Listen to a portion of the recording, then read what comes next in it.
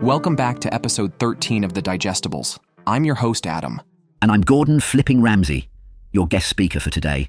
We are here to turn big topics into bite-sized goodies for you guys, our listeners. Today's hot topic is all about AI and how it affects people's creativity.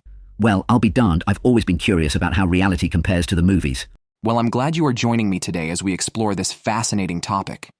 Haha, thank you for having me on. So, do you think AI is this scary thing that's going to kill us all?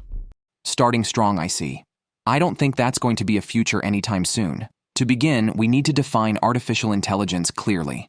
Paraphrasing from Google, artificial intelligence can be defined as computer systems trying to stimulate human thoughts like problem-solving, logic, and reasoning, and even learning and adapting from the information given to it.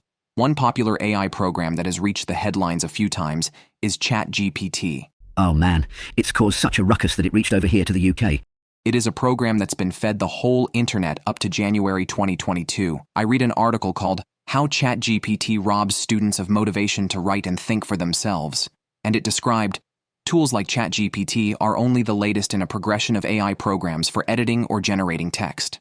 Grammarly and Microsoft Editor are a few of the widely known AI-driven editing tools. Well, that's great. Everyone was already so incompetent. Now they need a bloody robot to help them figure out where a comma goes. I guess this is simply what happens as we continue to grow as a society. AI is turning into the new Google search. I have another quote here from a different source, Big Data Intelligence and Perspectives in Darwinian Disruption, and it states that search engines, such as Google and Bing, rely on a fabric of artificial intelligence subsystems. So we are familiar with aspects of AI in the everyday tools we use. But also, new things like self-driving cars are either made with partial human oversight or are entirely autonomous. It's really interesting to think that stuff like Google was the first sign of AI and to wonder where AI might take us in the future. I'd be interested to see how well this tin can will be able to make food, because nothing beats the real thing. Now that's something we can agree on, Gordon.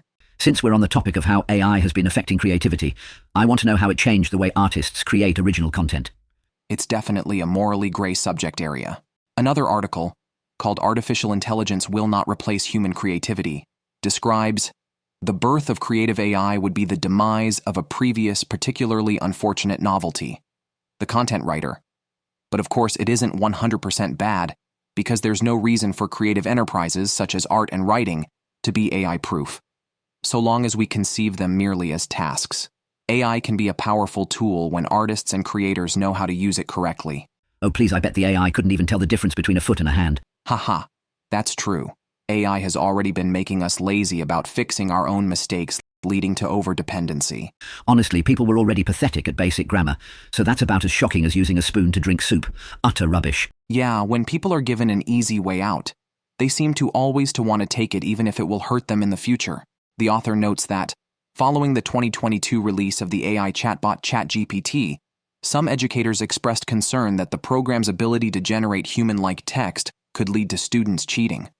Once the chatbot was released, it started to raise many educators' attention as they continued to watch students abuse AI on assignments. There's nothing I hate more than lazy, good-for-nothing idiot sandwiches who can't even cook for themselves. Well, then you'd hate the lazy, good-for-nothing people who wrote this whole podcast. Everything was made by AI, the script, the sources, and even the hosts, although you probably already figured that last one out. Everything is a lie, and nothing is real. Thanks for tuning in, and join us next week for episode 14, How Taylor Swift Sabotaged the Super Bowl.